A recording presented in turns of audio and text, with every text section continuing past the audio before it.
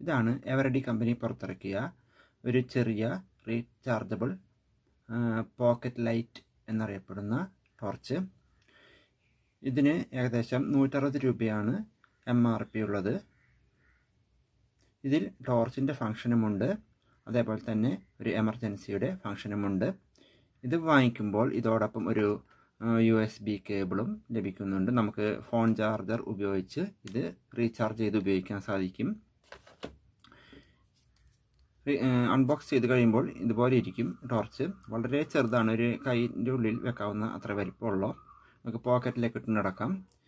ഇത് നല്ല ബ്രൈറ്റാണ്, ഇതിൻ്റെ സ്വിച്ചിന് നല്ല ലൈറ്റ്, നല്ല വെളിച്ചം ഉണ്ടായിരിക്കും. അതുപോലെ തന്നെ എമർജൻസി മോഡിൽ നല്ല ബാക്കപ്പും കിട്ടുന്നുണ്ട്.